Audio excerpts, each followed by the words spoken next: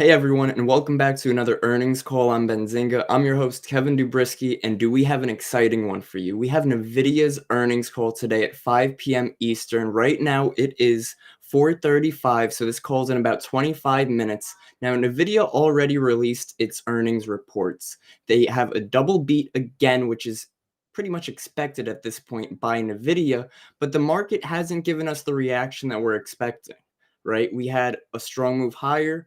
It quickly rejected lower, and then it sort of just stayed within that range at this point. Right now, we're looking at 129.60 on the price of Nvidia. Where will it be when we open tomorrow? That's the real question. And guys, I want to know what you think and where you think Nvidia is going to open tomorrow. Do we open above 135 or do we open below 130? Are we going to be bearish on the market? So let's do some analysis. Let's break down Nvidia on the higher time frame just to get an idea of where we're headed and if we're in a range or a trend. So right off the bat, we're looking at Nvidia and it looks messy, but we see that it's clearly making some higher highs and it's making some higher lows. So we are in an uptrend. But once we start to zoom in a bit more, and now we're looking just back at the past 160 days, we've been in a very tight range. Not too tight. We have lows around 117, 120, and highs around 145. So it gives us a good enough range that we're able to try to trade this. If not swing trade, maybe some day trades. But right now, we are definitely in a tough spot. Right now, we're looking at 130 as the current price on Nvidia. This is the daily candle that we closed today, and it looks like we might be trying to base to move lower. What I would be expecting on Nvidia is if we can break below that 128 south, I would really like to see if Nvidia can head towards the bottom of its current range. Because if we do get some momentum behind us and we start to sell off, a lot of people are going to switch their buys if they are still bullish to bearish at this point. And that's exactly what I want to see for us to then continue higher. Because as you guys know, Nvidia is a top earner when it comes to tech, and it has a huge impact on things like the NASDAQ. When we look at the NASDAQ and Nvidia on the daily time frame, we see that both of them are relatively choppy and range bound, and that's because of all the uncertainty going on in the market. So once we start to get a clean break and a good trend, we're going to see that continuation, and we're going to see it reflect on the NASDAQ. We're going to see it reflect on Nvidia as well. So definitely excited to see that. We do have a key level high right here too. Now let's start to mark out some levels and ranges. So we do have 149.77, which is close to the 150 key psychological level. Now I do like to mark out these psych levels because they are big, right? When we're at all-time highs, we don't have any historical data or historical levels to go off of. That's when we try to use our key psychological levels, right? 150, 175, 200, or even 180, 185. Numbers that end in whole, in zeros or fives, 25s, or 100 even. Nvidia, exactly. You guys got it. 100% on that. Love it, guys. Love it. Again, guys, let me know in the chat. Do you guys think we're going to be bullish or bearish, or do you guys think this is just going to be another standstill? I'm hearing buy, buy, buy. I'm thinking people might want to sell, sell, sell. But I know Nvidia just had this double beat again for this earnings. And if we look back at the past few earnings, well, they seem to struggle and they seem to pull back. So I'm going to be aware of that, and I'm going to be careful at that fact as well. Now, if we could get some good volume coming into the market tomorrow at the New York session open and Nvidia finds some momentum, then we most certainly can be again in a bull trend and in a bull market, right? The market has been bullish for quite some time now, and we would be silly to fight that trend. But exactly, definitely depends on the hedge funds, right? So we're going to be looking to see if we could get that move. We don't know if this move hasn't happened yet, right? We still have the earnings call at 5 p.m. Eastern, so I want you guys to stick around for that. That's in about 20 minutes, and we're going to hear some Q&A from analysts, and we're going to hear them talk about Nvidia and going forward how they're going to be handling the company. So definitely interested in that, especially if you're looking to invest or trade with Nvidia or Nvidia. Love it, guys. Awesome. So the low of the range I see on the video would be around this 113, 117 area. And the highs I would see about 149. Like I said, that 152 is also very strong, right? This is a clear range. Now let's start to draw some trend lines too. Do we have any other channels we might see? Well, I see we started to make some lower highs at this point, so we could draw this out. And I also see we tried to make some lower lows just recently. So now we're sort of in a downwards channel, right? So we're looking to move lower unless we're able to finally break this pivot, right? This trend line right here of resistance. If we could break this and flip it for support. Now, we can't really flip that or break that without some type of volume or earnings. So let's see. Let's see if we can get a good break and see if we can get a good break and continuation. That's what I would look for on Nvidia if I was looking for a swing trade. Guys, don't forget, you guys can keep up with me on any other stock analysis and some futures trading as well at Bullish Bears Trading on YouTube. You guys can check me out there. I do a pre-market prep every morning at 8:30 to 9. You guys could check that out. Ask any questions you have. Those are free on YouTube at the moment. I got a lot of people saying that 140 level is key right now. So let's mark out that 140. And I'm going to mark that out with my horizontal line instead of my horizontal ray, because the horizontal ray just shoots to the right-hand side, whereas the horizontal line is going to show me everything to the left too. So let's mark out that 140. That's also a key psychological level because it's an even number. And we're going to do 140. And we're going to look at where historically we reacted to this. We have some resistance. Look at this. We zoomed out and look at this perfect level of resistance. This was a recent all-time high. That was an all-time high on Nvidia. And that was a very strong 140 level. We come back into it and we see that price ends to chop around it. So very strong, great eye. Whoever mentioned that in the chat, kudos to you. 140, great key level. So we could also look for 140. If we want to be a bit more patient on any potential longs, we could look for this 140 to break and hold as well, right? Targeting 152 and then all-time highs. Nvidia already posted lower growth for the next quarter. All right, so we'll see. We're going to have to take it nice and slow and be careful with our investments and be careful, everybody. You just got to take it one day at a time and make sure that you're not trading more than you're willing to lose, because in a volatile market, or if you're trading some type of earnings, you have to be careful, especially if you're trying to swing trade some type of options. You have to watch out for what's called IV crush, right? That's the implied volatility. Now, when we have a very high implied volatility coming into earnings on, say, Nvidia, and Nvidia ends up giving us this kind of price action, and it opens sort of the same place that it closed yesterday, and it didn't give us a crazy move to the upside or to the downside. What happens is people who bought calls end up underwater. People who bought puts end up underwater, because what happens is the IV was so high right before earnings for earnings anticipation, and then because the market failed to move either direction, both the IV crushes to the up and downside. So those contracts open at a much lower price, no matter where price opens up, as long as it's within this range and doesn't give us that strong move that the implied volatility was trying to price in. So that's why it's important to be careful when swing trading options, especially on things like Nvidia with a lot of high IV. So got to be careful with that, guys. We have about 15 minutes left until the earnings call, so make sure you guys are sticking around. Make sure you smash that like button and subscribe. If any futures traders out there, you guys could join me 11:30 a.m. on Wednesdays for a chance to win a free Apex evaluation account. So that's Futures Fever on Benzinga, 11:30 a.m. on Wednesdays. You guys check that out for a chance to win. Yep, market maker wins. Market makers always win, guys. Got to remember that. People who sell options, they always win. They always say that, right? It's never the ones who are buying.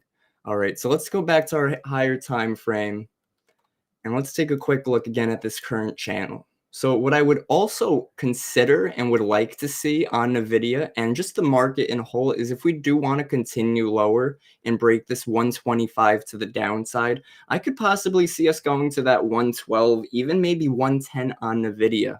And the reason for that, guys, is that would be the best place for traders to start to buy, right? We don't want to buy when we're at all-time highs, especially, guys, if we're buying and investing, not buying to day trade, buying to invest, right? We're holding over time. We're building our stock portfolio. The best time to buy is when there is uncertainty and a lot of pullbacks in the market. So if there's a lot of uncertainty due to the economic growth and what's going on in the market, whether it is the tariffs, whether it is oil, gold, whatever the case may be. How much time left on the call? We have about a little under 15 minutes left for the call to start. So we are definitely excited for that.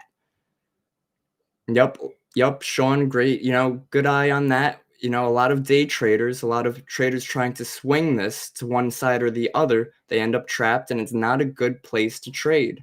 We would much rather be the patient trader and wait for us to get the reaction, right? Wait for the next day to open and then trade it. I'm getting a lot of people saying 129. That's also a good one. So, right, guys, this is lining up with the key psychological levels. We have 129, which is around 130. We have 140. We have this 150. 94.25. That would be a great price. I know, guys, if we could get under 100 somehow on Nvidia, that would call for a major pullback, right? That would be very bearish on the market. We would also have to be a little focused on where the NASDAQ is as well, right? Is the NASDAQ holding major prices or not? Let's delete some of these old alerts. And the reason I bring up the NASDAQ, guys, is because of the impact that NVIDIA has on the NASDAQ, right? It's one of the top 5 holdings on the NQ, so it has a very strong impact on it, right? When NVIDIA sells off strong, that reflects on the NASDAQ. So when we try to break higher here, look at that. NVIDIA also tried to break higher and failed. So if NVIDIA moves lower, we're going to be expecting that same price action and that same movement on the NASDAQ as well. So we got to be patient and we got to see how the market wants to react, because right now the only thing we see is uncertainty. And when that's the case, we do not take any trades. We don't try to force anything. We always have to follow our system and follow our setup, no matter what the market is giving us. Every market condition, we should be able to then sustain and trade in, or know when to not trade in it. So let's focus back up on the video. Let's see where we are currently trading at. And we're still within this range. We're at 131. Let's take a look at where we've been for the past few trading days. So it looks like we've been trying to move higher. We struggled around this 140 key psych level, and we held this support level, right? So this was an area of resistance because I had it was a red supply zone. Now, if I'm looking left, it broke and it turned into support. So what I would like to see is, does this level want to hold as support again? Pre-market, we got a strong reaction, we pushed to it, and then we held it. So I might really want to keep an eye on this 126 on NVIDIA and say, okay, well, if NVIDIA fails 126, and I'm even going to add an alert here, if NVIDIA fails this 126, I'm going to be looking to see if the NASDAQ is selling off or giving me any good short opportunities. Because as a futures trader myself, I still keep an eye on equities like NVIDIA, Apple, Microsoft, Meta, because they have a strong impact. And I want to understand what the market's doing in a whole before I'm able to execute my trade. So let's take a look again. This is the hourly time frame. And what I'm going to do is we're going to turn off the extended trading hours. We're going to look at the regular trading hours because we don't really care too much about what's going on extended hours when it's not earnings. The call is in about 10 minutes, guys, coming along soon.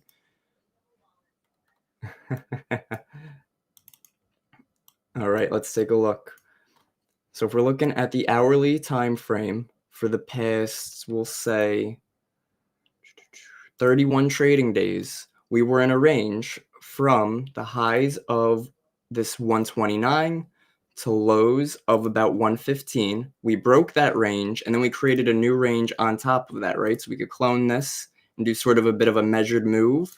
And now we see that this was our second box. So we have our ranges. We're able to trade them accordingly and be patient for it. So we could see if we break down south, do we want to continue to trend lower? Do we want to push higher and break to retest? So that's what I would really be patient for on NVIDIA here. So we're going to be patient and wait to see how the market wants to react. Let's head over back to our extended trading hours where we see it's still not doing much. It does seem that the stock is holding this level, so that makes you wonder, are investors holding this level because they have confidence in NVIDIA, or are we holding this level until we don't, right? Is the earnings call going to hit and somebody's going to say something very controversial and we're going to continue lower and move lower, or are we going to hold this level and see strength, right? Are we holding this level for a reason? If we're able to hold this 128, I would be looking for some momentum back to the top of the range tomorrow with some good volume on NVIDIA. And that would be for tomorrow is Thursday, February 27th. Let's also take a look at the weekly time frame. It's important to look at those higher time frames because it helps give us a clear direction and a clear idea of the trend in the market and if there's a trend in the market. Nvidia. There you go, Ed. All right, let's see. So we do have, like I said, we have this down channel. We had some key levels of support. We had a strong weekly. I'll say Nvidia, I'll say Mvidia, I'll say Fvidia, whatever you guys want. We'll call it Benvidia, whatever my zingers want. Love it. Strong level of support here on the weekly. We found that, we held that. I really wouldn't take anything on Nvidia until we start breaking higher. And when I say start breaking higher, I don't mean we get a little bit of momentum intraday. I mean we get a strong break with good follow through, with good volume. This is what moves the market: volume, volatility, and momentum. This is what moves the market. Without volume, whatever move we're seeing is most likely either short-lived or a fake out, as most of you know by now. But with volume, that's when the market's really able to sustain itself. All right, so let's take a quick look, and we have earnings call in about 8 minutes, guys. 8 minutes. Some people thinking we're going down. I know, I was thinking the same thing. I got you guys. Love it. Love to see it. Love to have fun. Love to go over some TA, find some good levels and some potential trade setups. So something I might look for tomorrow, guys, is I'm going to look for the body and the high of this candle right here. And I'm going to look to see where we open. Oh, we getting the call ready? Yes, no, maybe so. I'm going to see, I guess, last thing, and then I'll wrap it up. I want to see if we get a strong break lower, right? If we could break and open somewhere below here, I want to see if we could retest this range, this 130 area, to push lower. And we'll target around that 125 zone. No worries. All right, we're good. We're chilling. We see this 140 was rejected, but then it came down to this 126, 125 area. Now, that's not as strong of a key psych level, so we are going to be a little patient on that. Yeah, yep, you can't trade after 4:30, especially options. Some brokers you can trade. I believe you could trade some stocks 24 or 23 hours a day. I believe Robinhood was one of those that approved that recently. It's definitely interesting there. Guys, hit that like button if you're excited for Nvidia. Tell me what you guys think. Are we going bullish? Are we going bearish? Is this earnings call going to do anything? Or did we already see the move right here? And was the move just dead, just not there? It's a dead cat bounce, or it's just not there. There's no move. It's range bound. Anybody trying to swing options into tomorrow getting IV crushed? Or is the earnings call going to spark something that says, wow, Nvidia is really going to make a difference going forward, which they already have? So what more can Nvidia do to take it that one step further? Let me know what you think. Do you guys think Nvidia is up for a new all-time highs? Do you think Nvidia is going to stay within this range? I want to know what you think. Do you own any Nvidia, and at what price did you buy it at? We have the earnings call in about 7 minutes. I'll have to check into Robinhood at 4 a.m. All right, we'll have to check. We'll see.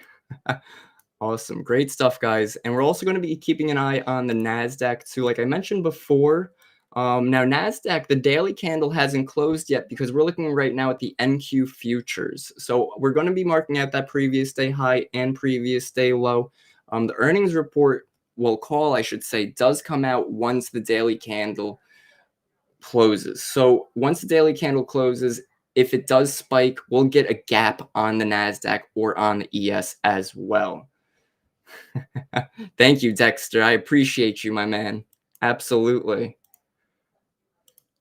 All right, I'm excited, guys. We're starting to get a little bit something here on Nvidia, but without clearing this range, it's really just got to be patient, let the market play out, and let's get this earnings call going, right? Who's excited? Range things are the worst, dude. You know it. My average on Nvidia is $26. That is amazing. That's $26. Let's see. Wow, there we go. A nice long-term investor on that. Thank you, C-Spot. I appreciate you. Always come in, show some support, show some love, hit that like and subscribe button. Like I said, join me every Wednesday at 11:30 a.m. on Futures Fever here on Benzinga. You get a chance to win a free Apex Trader account. How awesome is that? All right, still waiting on Nvidia here. It is gaining some traction, which is bringing us close to this previous day's high, right? So we're going to be close there. We can mark that out and say, okay, well, now this 133.73, that was this daily range's high. This is going to be my next pivot I want to see. We already broke it with the initial earnings report, but then we wicked lower. But now how do we want to close? It's so important, and we're not going to get this answer until the market opens tomorrow, the New York session. So it's important to watch for the earnings. We want to know what's going on. We got to be prepared, guys. It's always important to be prepared. Even if you don't trade Nvidia and you trade something like the NASDAQ or the ES, it's important to know what Nvidia is doing, Microsoft's doing, everything. We want to know what's going on, which direction we're trading in, and what we should be expecting. All right, guys, I'm excited, man. Less than 5 minutes, only 4 minutes until we have our earnings call. Feeling good. Look at this, Nvidia. A lot of hype behind it right now coming into this earnings call. I wonder if this is going to have continuation once the call begins.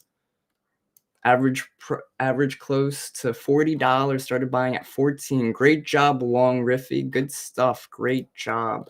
You know, day trading is great. Even swing trading short term is fantastic. But that long-term investing is the magic within stocks, right? Is the overtime ROI accumulation, the stress-free knowing you're just going to buy and hold. Love it. Love the market. Market's not going anywhere anytime soon. Boom, look at that. Nvidia with a nice break above this day's high. I want to know what price you guys got in. I want to know if you guys are trading Nvidia, if you guys are selling Nvidia, if you guys are in any straddles on it because it's range bound. What's your favorite trading strategy? Do you when you trade Nvidia, what is your strategy you use? Are you expecting buyers to take it? Are you expecting sellers to take it? Are you a perma bear? I know some people call themselves perma bears in the market. And that's when they're sort of religiously or constantly bearish, right? They tend to try to short every pop. But when we're traders, we have to be listening to the market, right? It sort of becomes like a second language. We want to speak it fluently. So, you know, I know the market's telling me we're building support, that's building structure, and it's going smoothly. But if we're moving higher and I don't see anything supporting it, then we're not moving smoothly. We don't have the confirmation, and it might fail on me. So everything has a rhyme or reason. Awesome, guys. Good stuff. Good stuff. We got T-minus 2 minutes till our earnings call. Don't forget, guys, check me out on YouTube. Is Bullish Bears Trading. I do some pre-market preps every morning from 8:30 to 9. I go over some futures. Could also go over some stocks for you guys as well. That is free for you guys to join. That is at Bullish Bears Trading on YouTube. And you could, of course, follow on TikTok and Instagram is Bullish Bears as well. Try to keep everybody up to date. We cover some Benzinga articles and just make sure that you guys know what's going on in the economy, what's going on with anything that might be happening. So guys, I'm going to send us over to the waiting screen for the call. Thank you so much all for tuning in. Hit that like button. I'll see you guys next time. Let's get into this earnings call.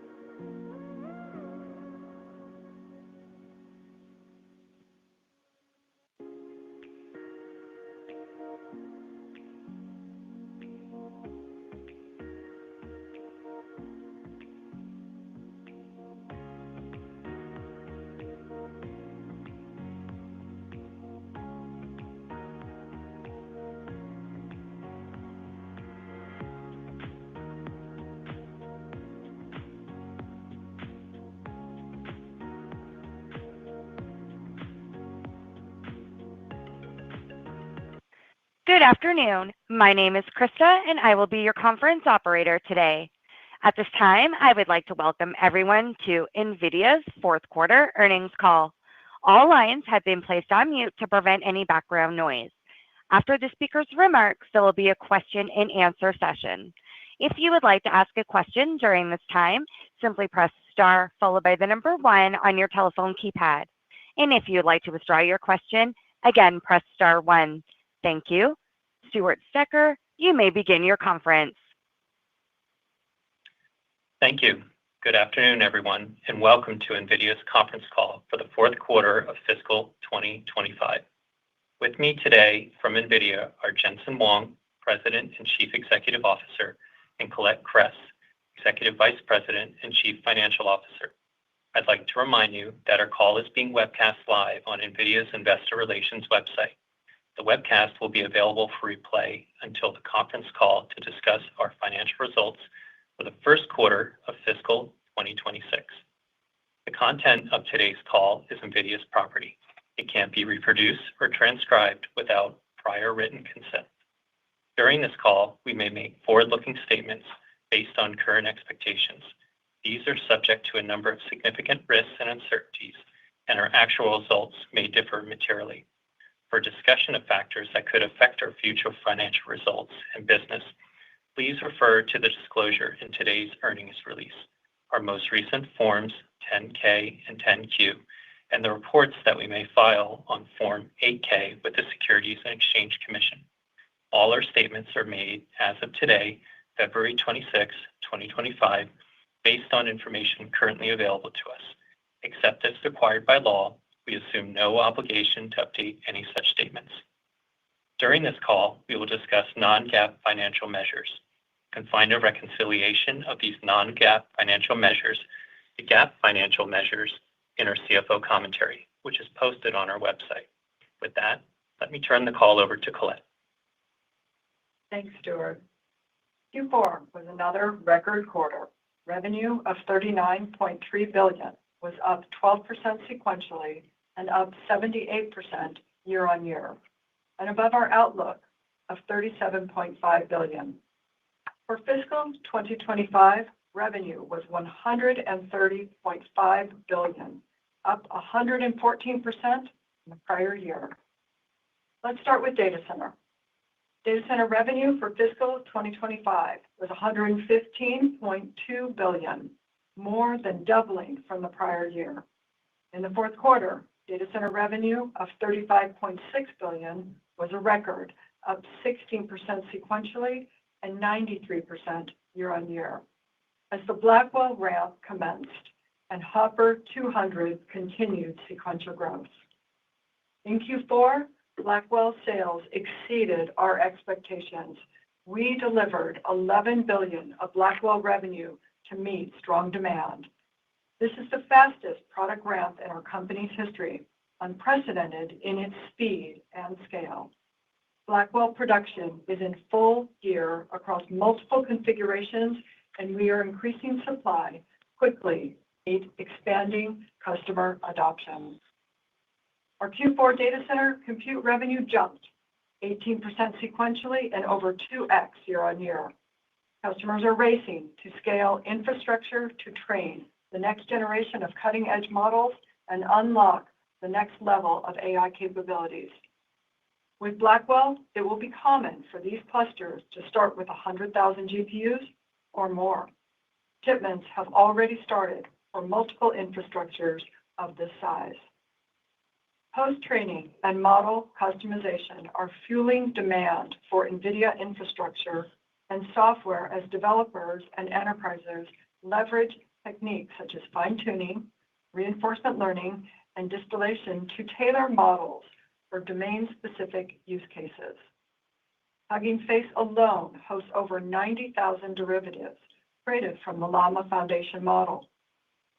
The scale of post-training and model customization is massive and can collectively demand orders of magnitude more compute than pre-training. Our inference demand is accelerating, driven by test time scaling and new reasoning models like OpenAI's O3 DeepSeek R1, and Grok 3. Long-thinking reasoning AI can require 100x more compute per task compared to one-shot inferences. Blackwell was architected for reasoning AI inference. Blackwell supercharges reasoning AI models with up to 25x higher token throughput and 20x lower cost versus Hopper 100.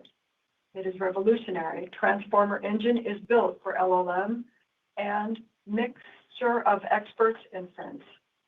And its NVLink domain delivers 14x the throughput of PCIe Gen 5, ensuring the response time, throughput, and cost efficiency needed to tackle the growing complexity of inference at scale. Companies across industries are tapping into NVIDIA's full stack inference platform to boost performance and slash costs. Snap tripled inference throughput and cut costs by 66% using NVIDIA TensorRT for its screenshot feature. Perplexity sees 435 million monthly queries and reduced its inference costs 3x with NVIDIA Triton Inference Server and TensorRT LLM.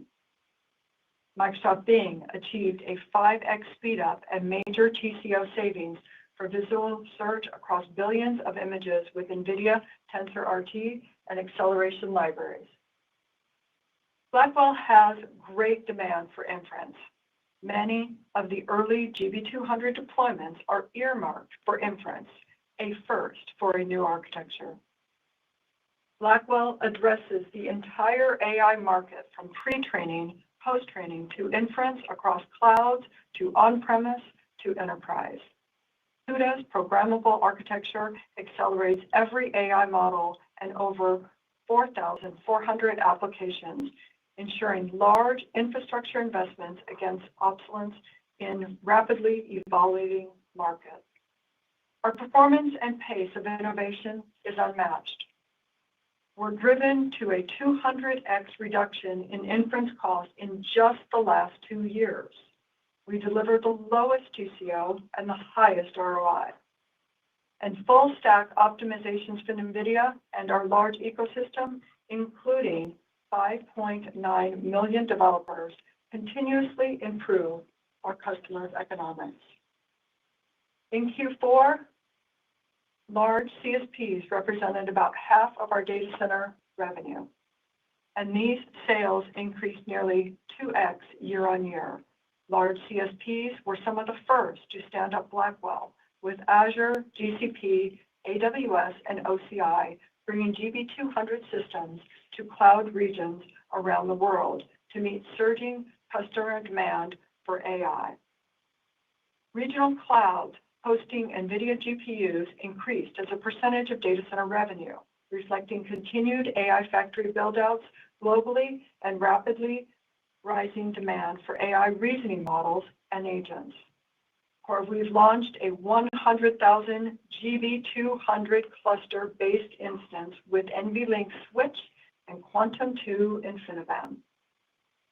Consumer internet revenue grew 3x year on year, driven by an expanding set of generative AI and deep learning use cases. These include recommender systems, vision language understanding, synthetic data generation search, and agentic AI.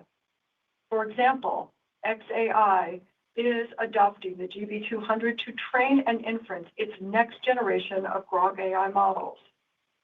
Meta's cutting-edge Andromeda advertising engine runs on NVIDIA's Grace Hopper superchip, serving vast quantities of ads across Instagram, Facebook applications. Andromeda harnesses Grace Hopper's fast interconnect and large memory to boost inference throughput by 3x, enhance ad personalization, and deliver meaningful jumps in monetization and ROI. Enterprise revenue increased nearly 2x year on the accelerating demand for model fine-tuning, RAG, and agentic AI workflows, and GPU accelerated data processing. We introduced NVIDIA Llama Nematron model family NIMs to help developers create and deploy AI agents across a range of applications, including customer support, fraud detection, and product supply chain and inventory management.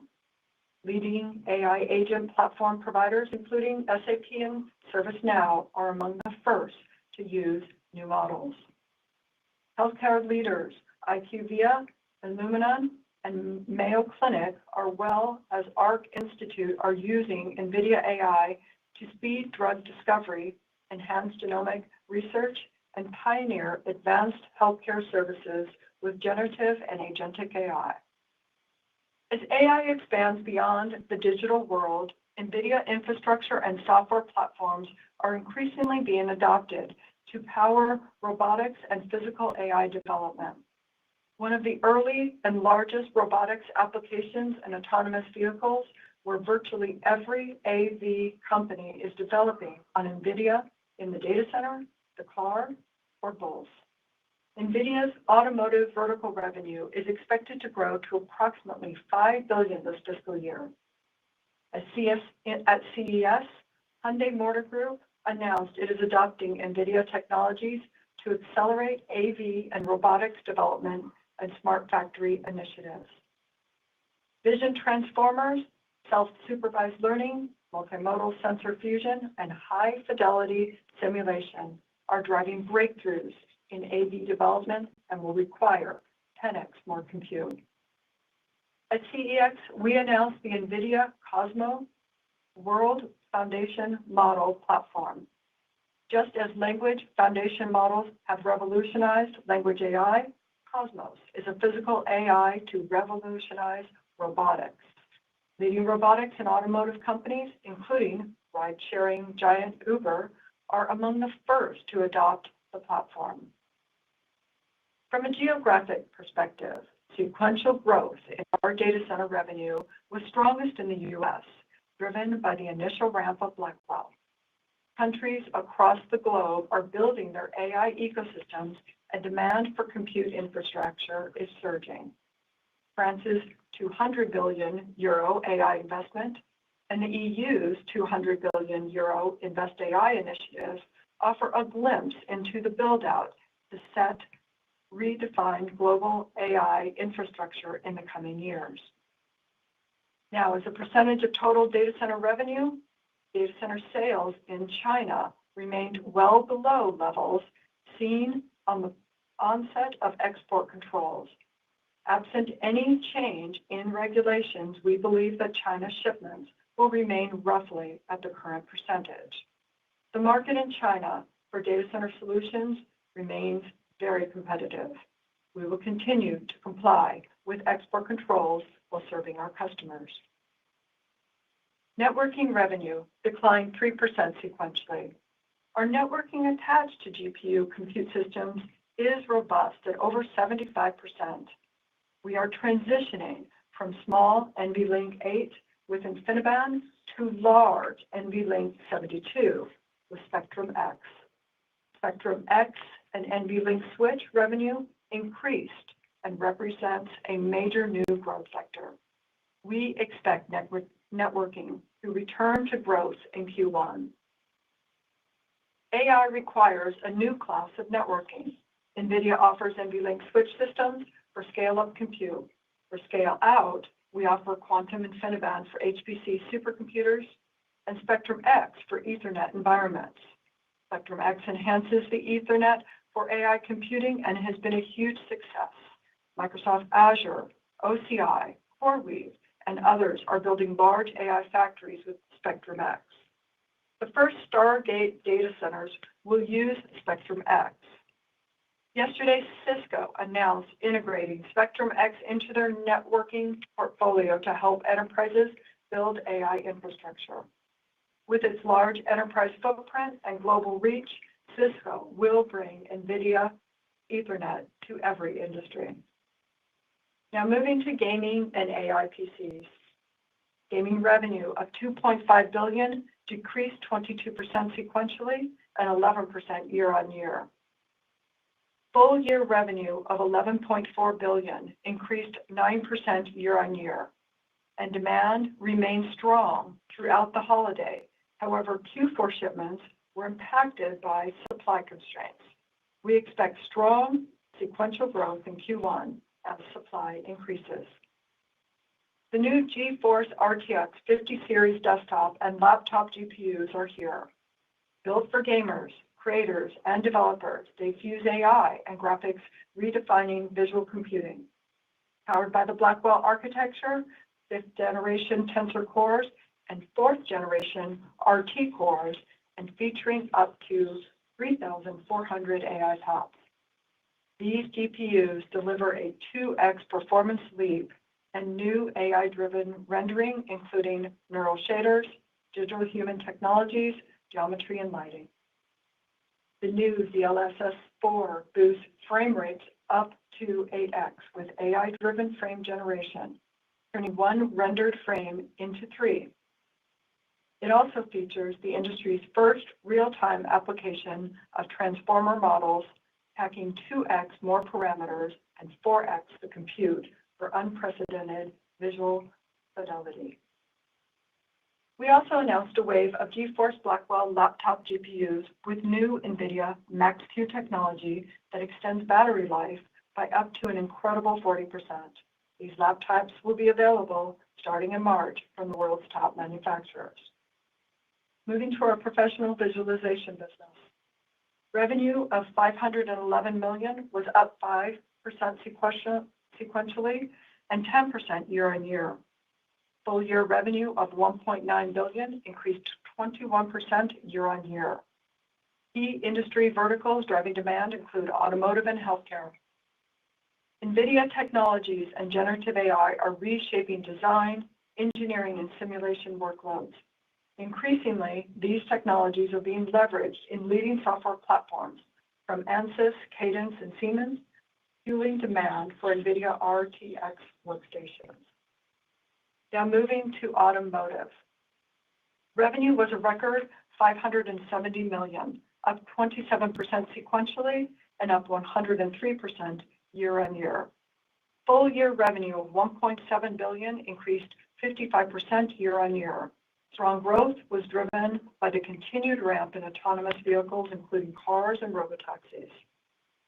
At CES, we announced Toyota, the world's largest automaker, will build its next generation vehicles on NVIDIA Orin, running the safety-certified NVIDIA Drive OS. We announced Aurora and Continental will deploy driverless trucks at scale powered by NVIDIA Drive 4. Finally, our end-to-end autonomous vehicle platform, NVIDIA Drive Hyperion, has passed industry safety assessments by TÜV and TÜV Rheinland, two of the industry's foremost authorities for automotive-grade safety and cybersecurity. NVIDIA is the first AV platform to receive a comprehensive set of third-party assessments. Okay, moving to the rest of the P&L. GAAP gross margins was 73%, and non-GAAP gross margins was 73.5%, down sequentially as expected with our first deliveries of the Blackwell architecture. As discussed last quarter, Blackwell is a customizable AI infrastructure with several different types of NVIDIA build chips, multiple networking options, and for air and liquid-cooled data center. We exceeded our expectations in Q4 in ramping Blackwell, increasing system availability, providing several configurations to our customers. As Blackwell ramps, we expect gross margins to be in the low 70s.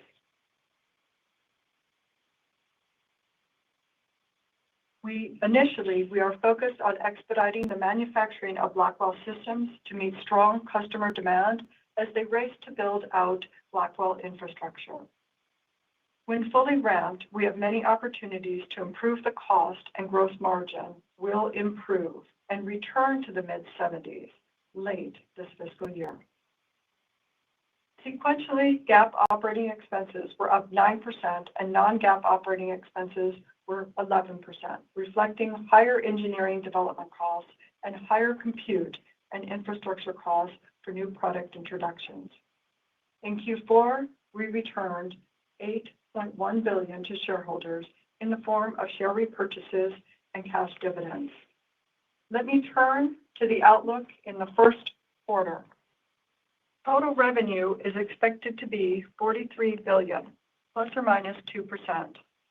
Continuing with its strong demand, we expect a significant ramp of Blackwell in Q1.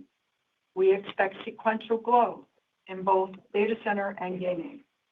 Within data center, we expect sequential growth from both compute and networking. GAAP and non-GAAP gross margins are expected to be 70.6% and 71%, respectively, plus or minus 50 basis points. GAAP and non-GAAP operating expenses are expected to be approximately $5.2 billion and $3.6 billion, respectively. We expect full year, fiscal year 26 operating expenses to be in the mid-30s. GAAP and non-GAAP other incoming expenses are expected to be an income of approximately $400 million, excluding gains and losses from non-marketable and publicly held equity securities. GAAP and non-GAAP tax rates are expected to be 17% plus or minus 1%, excluding any discrete items. Further financial details are included in the CFO commentary and other information available on our IR website, including a new financial information AI agent. In closing, let me highlight upcoming events for the financial community. We will be at the TD Cowen Healthcare Conference in Boston on March 3rd, and at the Morgan Stanley Technology, Media, and Telecom Conference in San Francisco on March 5th. Please join us for our annual GTC conference starting Monday, March 17th in San Jose, California. Jensen will deliver a news-packed keynote on March 18th, and we will host a Q&A session for our financial analysts the next day, March 19th. We look forward to seeing you at these events. Our earnings call to discuss the results for our first quarter of fiscal 2026 is scheduled for May 28th, 2025. We are going to open up the call, operator, to questions. If you could start that, that would be great. Thank you. At this time, I would like to remind everyone, in order to ask a question, please press star, then the number 1 on your telephone keypad. I also ask that you please limit yourself to one question. For any additional questions, please re-queue.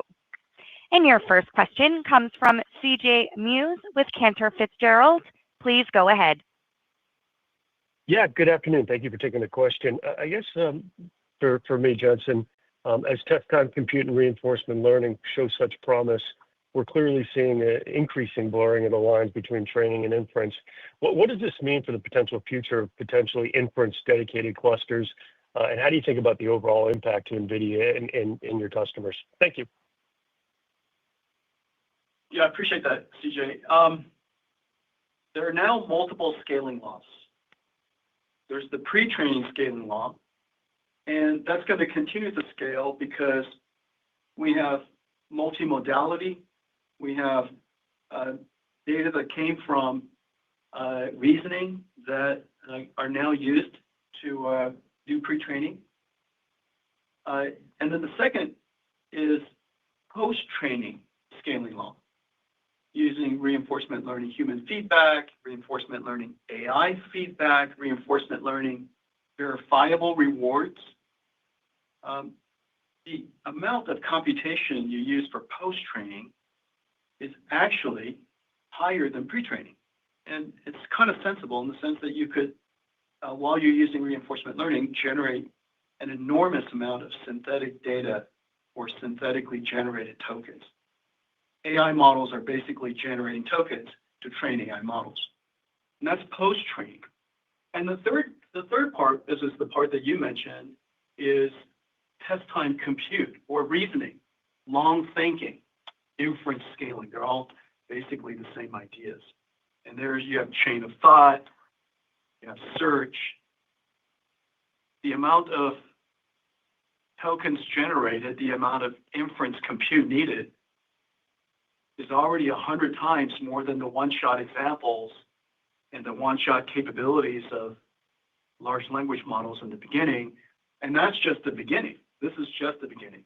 The idea that the next generation could have thousands times and even hopefully extremely thoughtful and simulation-based and search-based models that could be hundreds of thousands, millions of times more compute than today is in our future.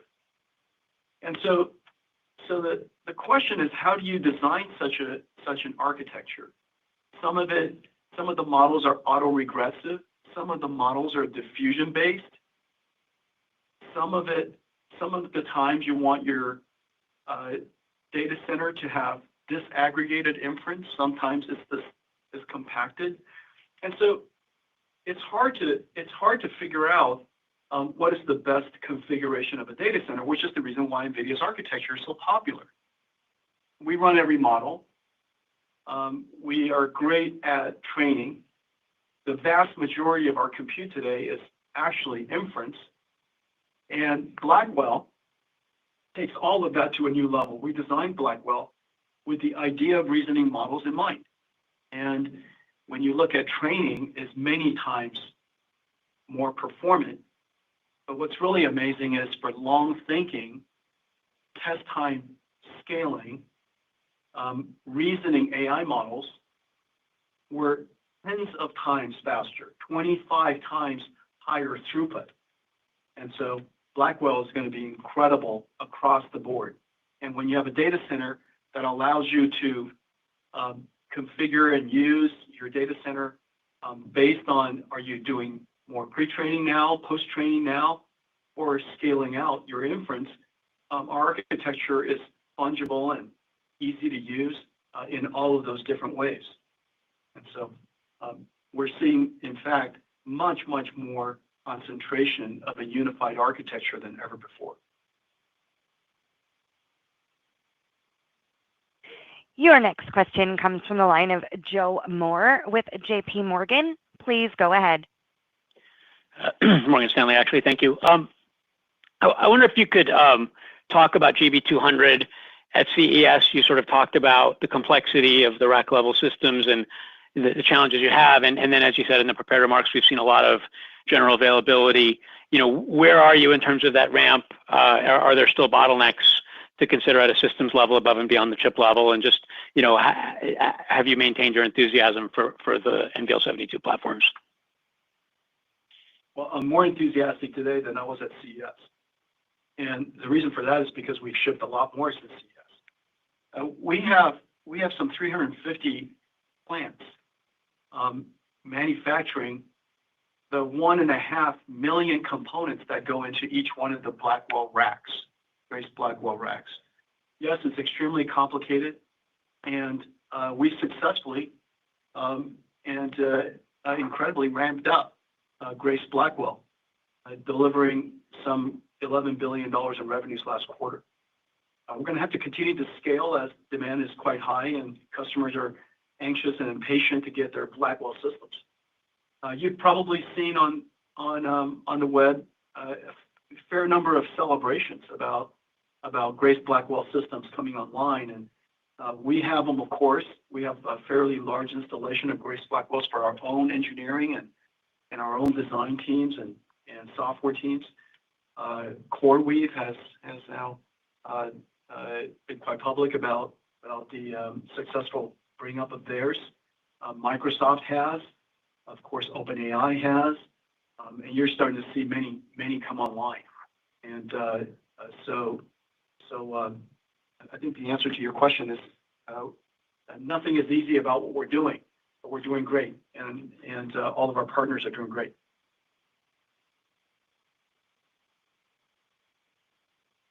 Your next question comes from the line of Vivek Arya with Bank of America Securities. Please go ahead. Thank you for taking my question. Colette, if you wouldn't mind confirming if Q1 is the bottom for gross margins. And then, Jensen, my question is for you.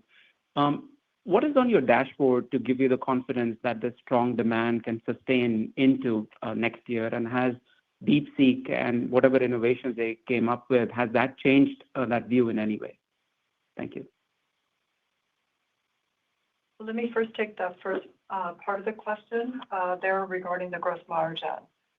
During our Blackwell ramp, our gross margins will be in the low 70s.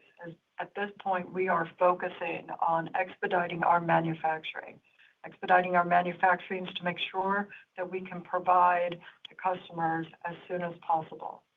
Our Blackwell has fully ramped, and once our Blackwell fully ramps, we can improve our cost and our gross margin. So we expect to probably be in the mid-70s later this year. Walking through what you heard Jensen speak about the systems and their complexity. They are customizable in some cases. They've got multiple networking options. They have liquid cooled and water cooled. So we know there is an opportunity for us to improve these gross margins going forward. But right now, we are going to focus on getting the manufacturing complete and to our customers as soon as possible. We know several things, Vivek. We have a fairly good line of sight of the amount of capital investment that data centers are building out towards. We know that going forward, the vast majority of software is going to be based on machine learning.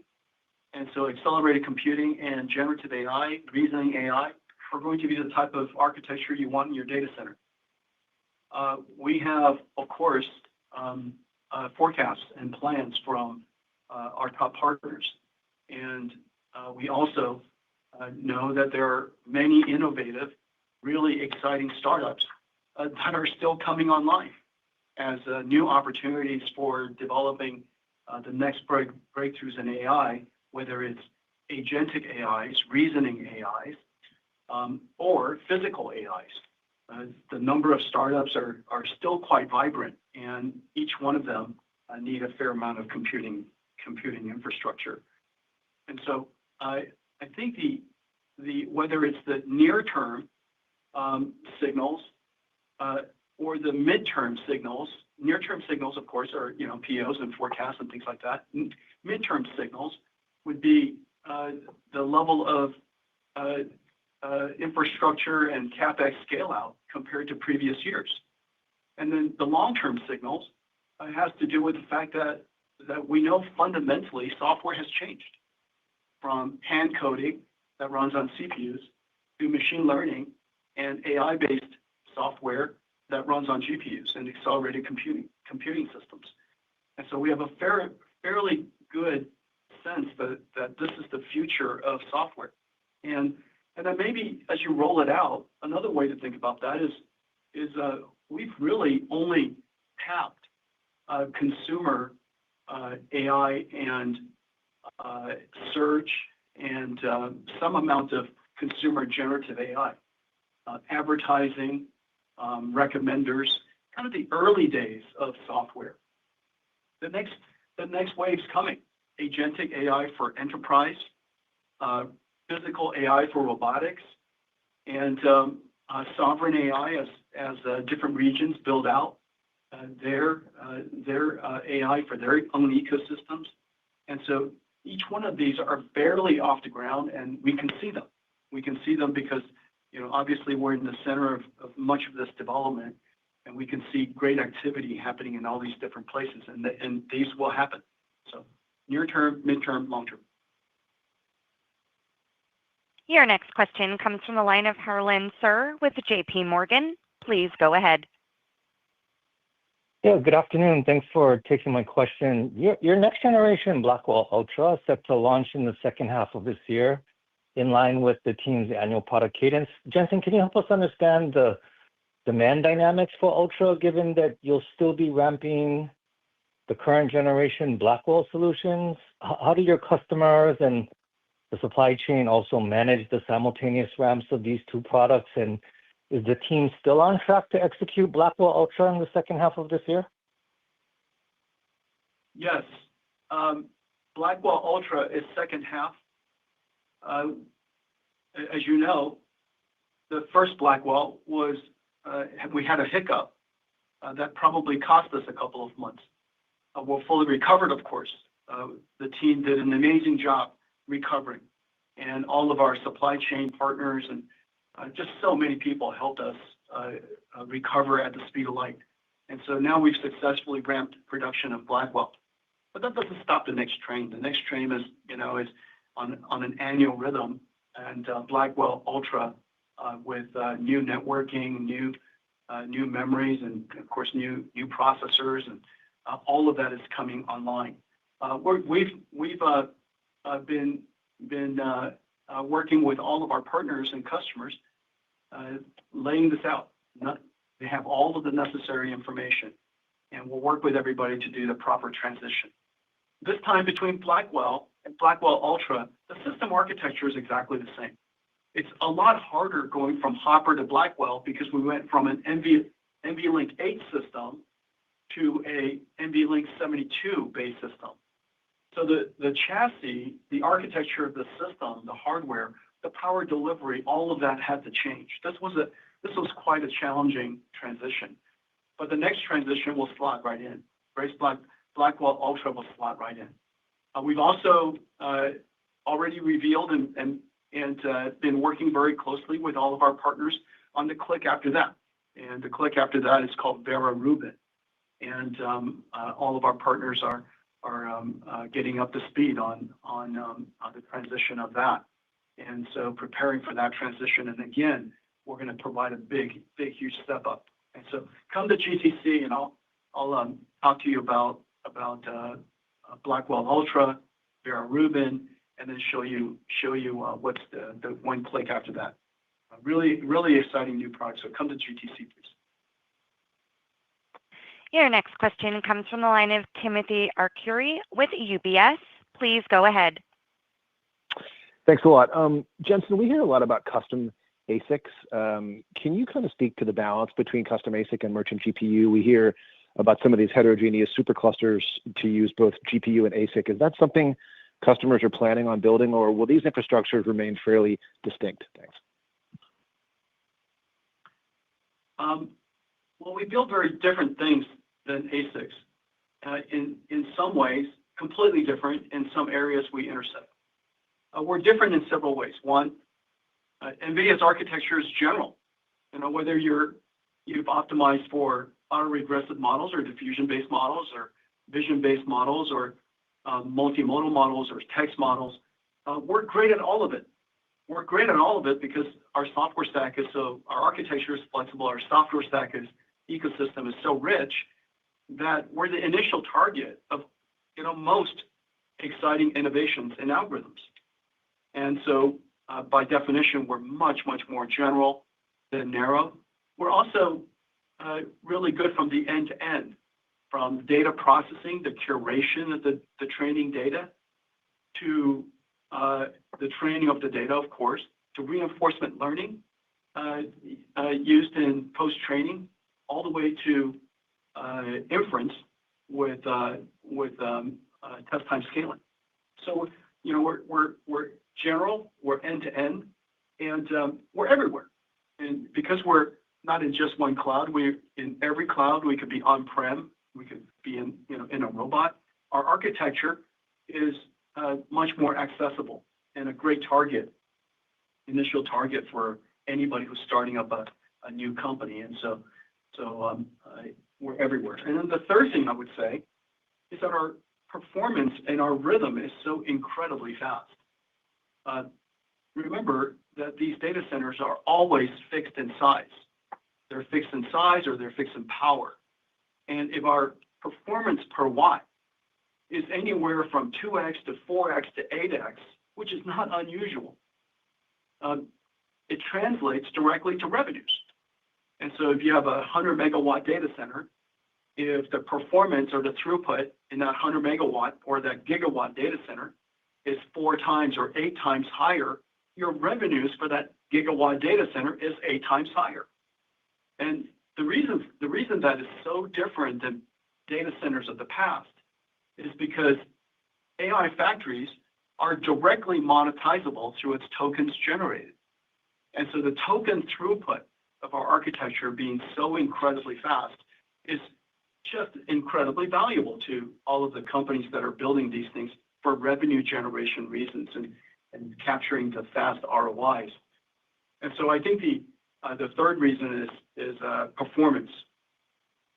And then the last thing that I would say is the software stack is incredibly hard. Building an ASIC is no different than what we do. We have to build a new architecture, and the ecosystem that sits on top of our architecture is 10 times more complex today than it was 2 years ago. And that's fairly obvious because the amount of software that the world is building on top of our architecture is growing exponentially, and AI is advancing very quickly. So bringing that whole ecosystem on top of multiple chips is hard. And so I would say that those 4 reasons, and then finally I will say this: just because the chip is designed doesn't mean it gets deployed. And you've seen this, over and over again. There are a lot of chips that get built, but when the time comes, a business decision has to be made. And that business decision is about deploying a new engine, a new processor into a limited AI factory in size, in power, and in time. And our technology is not only more advanced, more performant. It has much better software capability, and very importantly, our ability to deploy is lightning fast. And so these things are not for the faint of heart, as everybody knows now. And so there's a lot of different reasons why we do well, why we win. Your next question comes from the line of Ben Reitz with Melius Research. Please go ahead. Yeah, hi, Ben Reitz is here. Hey, thanks a lot for the question. Hey, Jensen, it's a geography-related question. You did a great job explaining some of the demand underlying, factors here on the strength. But U.S. was up about $5 billion or so sequentially. And I think, there is a concern about whether U.S. can pick up the slack if there's regulations towards other geographies. And I was just wondering, as we go throughout the year, if this kind of surge in the U.S. continues and it's going to be, whether that's okay, and if that, underlies your growth rate, how can you keep growing so fast with this mix shift towards the U.S.? Your guidance looks like China is probably up sequentially. So just wondering if you could go through that dynamic and maybe Colette can weigh in. Thanks a lot.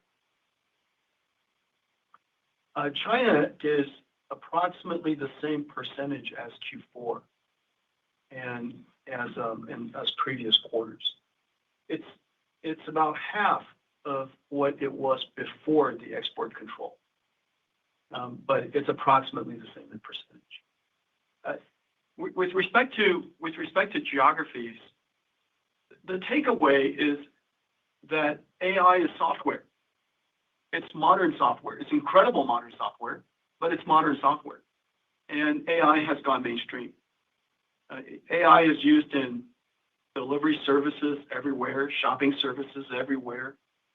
And if you were to buy, a quart of milk and it's delivered to you, AI was involved. And so almost everything that a consumer service provides, AI is at the core of it. Every student will use AI as a tutor. Healthcare services use AI. Financial services use AI. No fintech company will not use AI. Every fintech company will. Climate tech company use AI. Mineral discovery now uses AI. The number of every higher education, every university uses AI. And so I think it is fairly safe to say that AI has gone mainstream and that it's being integrated into every application. And our hope is that of course the technology continues to advance safely and advance in a helpful way to society. And with that, we're I do believe that we're at the beginning of this new transition. And what I mean by that in the beginning is remember, behind us has been decades of data centers and decades of computers that have been built. And they've been built for a world of hand coding and general purpose computing and CPUs and so on and so forth. And going forward, I think it's fairly safe to say that that world is going to be almost all software will be infused with AI. All software and all services will be ultimately based on machine learning, and the data flywheel is going to be part of improving software and services, and that the future computers will be accelerated. The future computers will be based on AI. And we're really at 2 years into that journey. And in modernizing computers that have taken decades to build out. And so I'm fairly sure that we're in the beginning of this new era. And then lastly, no technology has ever had the opportunity to address a larger part of the world's GDP than AI. No software tool ever has. And so this is now a software tool that can address a much larger part of the world's GDP, more than any time in history. And so the way we think about growth and the way we think about whether something is big or small has to be in the context of that. And when you take a step back and look at it from that perspective, we're really just in the beginnings. Your next question comes from the line of Aaron Rakers with Wells Fargo. Please go ahead.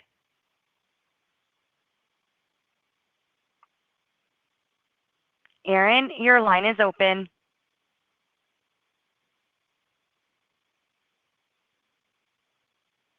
Your next question comes from Mark Lipacis with Evercore ISI. Please go ahead. Hi, that's Mark Lipacis. Thanks for taking the question. I had a clarification and a question. Colette, up for the clarification. Did you say that enterprise within the data center grew 2x year on year for the January quarter? And if so, would that make it faster growing than the hyperscalers? And then Jensen, for you, the question, hyperscalers are the biggest purchasers of your solutions, but they buy equipment for both internal and external workloads, external workloads being cloud services that enterprises use. So the question is, can you give us a sense of how that hyperscaler spend splits between that external workload and internal? And as these new AI workloads and applications come up, would you expect enterprises to become a larger part of that consumption mix? And does that impact how you develop your service, your ecosystem? Thank you. Sure. Thanks for the question regarding our enterprise business. Yes, it grew 2x, and very similar to what we were seeing with our large CSPs. Keep in mind, these are both important areas to understand. Working with the CSPs can be working on large language models, can be working on inference in their own work, but keep in mind that is also where the enterprises are surfacing. Your enterprises are both with your CSPs as well as in terms of building on their own. They're both correct, growing quite well.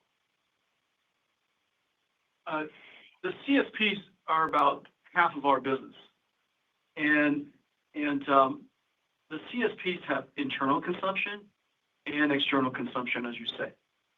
And we're of course, used for internal consumption. We work very closely with all of them to optimize workloads that are internal to them because they have a large infrastructure of Nvidia gear that they could take advantage of. And the fact that we could be used for AI on the one hand, video processing on the other hand, data processing like Spark, we're fungible. And so the useful life of our infrastructure is much better. If the useful life is much longer, then the TCO is also lower. And so the second part is how do we see the growth of enterprise or not CSPs, if you will, going forward? And the answer is, I believe long term, it is by far larger. And the reason for that is because if you look at the computer industry today, And what is not served by the computer industry is largely industrial. So let me give you an example. When we say enterprise, and let's use a car company as an example because they make both soft things and hard things. And so in the case of a car company, the employees would be what we call enterprise. And agentic AI and software planning systems and tools, and we have some really exciting things to share with you guys at GTC. Those agentic systems are for employees, to make employees more productive, to design, to market, to plan, to operate their company. That's agentic AIs. On the other hand, the cars that they manufacture also need AI. They need an AI system that trains the cars, treats this entire giant fleet of cars. And, today there's a billion cars on the road. Someday there'll be a billion cars on the road, and every single one of those cars will be, robotic cars. And they'll all be collecting data, and we'll be improving them using an AI factory. Whereas they have a car factory today, in the future they'll have a car factory and an AI factory. And then inside the car itself is a robotic system. And so as you can see, there are three computers involved.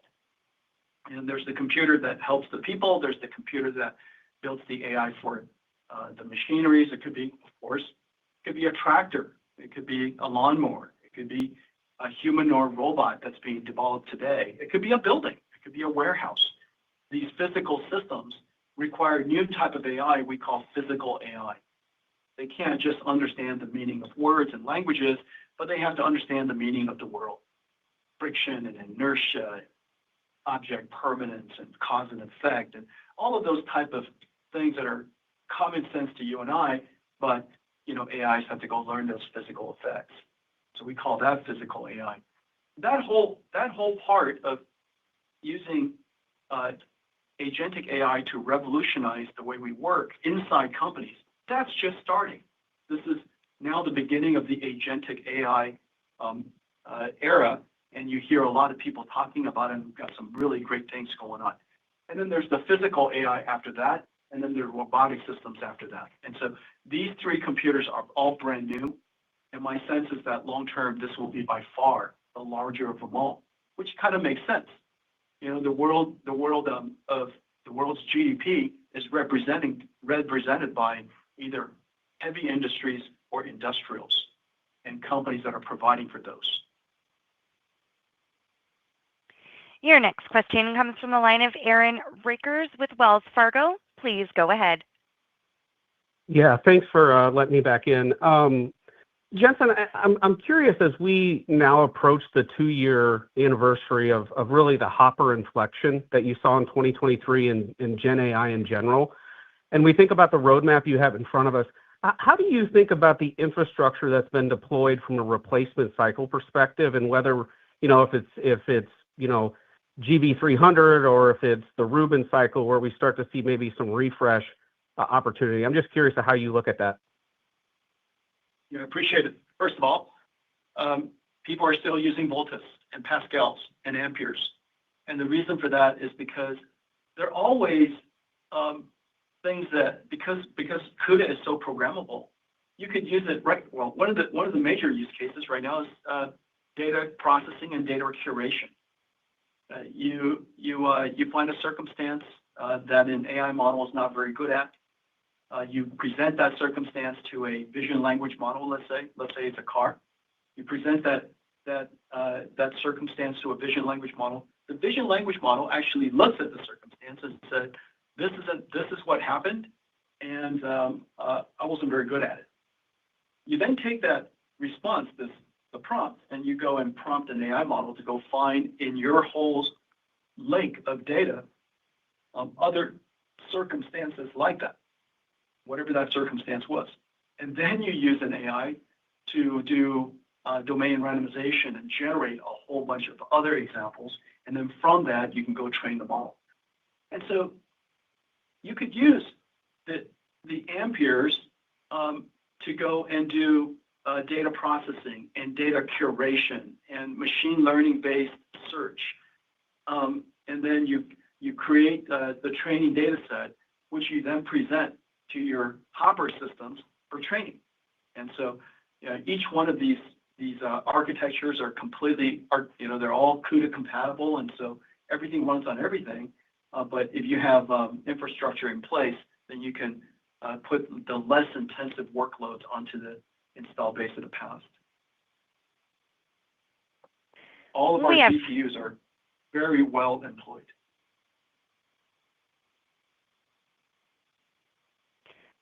We have time for one more question, and that question comes from Atif Malik with Citi. Please go ahead. Hi, thank you for taking my question. I have a follow-up question on gross margins for Colette. Colette, I understand there are many moving parts, the Blackwell yields and NVLink 72 and Ethernet mix, and you kind of tiptoed the earlier question if April quarter is the bottom.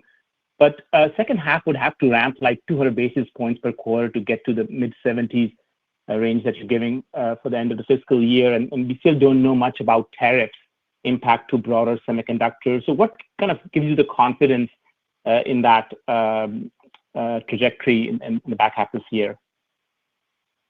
Yeah, thanks for the question. Our gross margins, they're quite complex in terms of the material and everything that we put together in a Blackwell system. Tremendous amount of opportunity to look at a lot of different pieces of that on how we can better improve our gross margins over time. Remember, we have many different configurations as well on Blackwell that will be able to help us do that. So together, working after we get some of these really strong ramping completed for our customers, we can begin a lot of that work. If not, we're going to probably start as soon as possible if we can. And if we can improve it in the short term, we will also do that. Tariffs, at this point, it's a little bit of an unknown.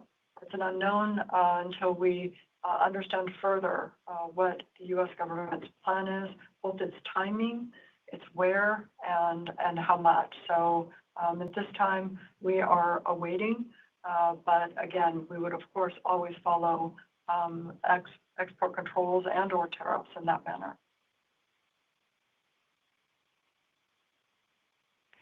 Ladies and gentlemen, that does conclude our question and answer session. I'm sorry. Thank you. No. And we're going to open up to Jensen, and I believe he has a couple things. I just wanted to thank you. Thank you, Colette. The demand for Blackwell is extraordinary. AI is evolving beyond perception and generative AI into reasoning.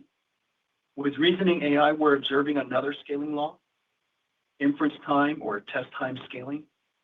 The more computation, the more the model thinks, the smarter the answer. Models like OpenAI's Grok 3, DeepSeek R1 are reasoning models that apply inference time scaling. Reasoning models can consume 100 times more compute. Future reasoning models can consume much more compute. DeepSeek R1 has ignited global enthusiasm.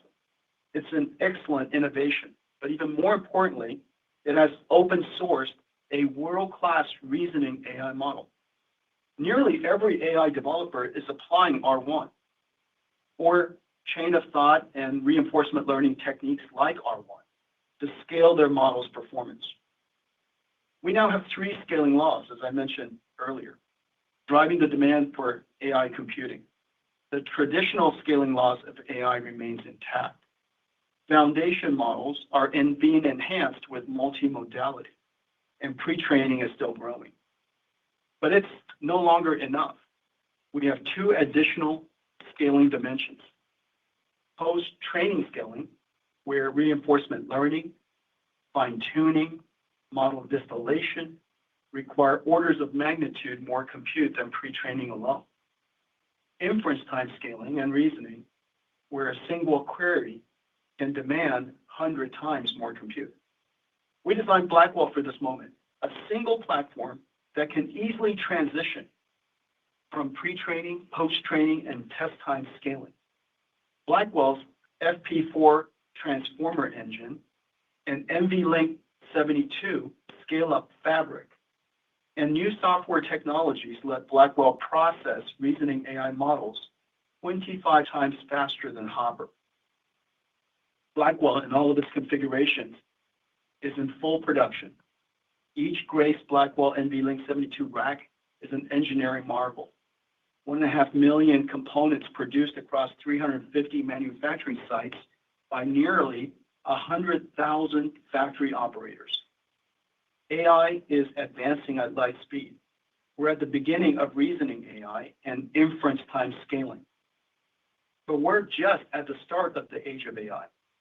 Multimodal AIs, enterprise AI, sovereign AI, and physical AI are right around the corner.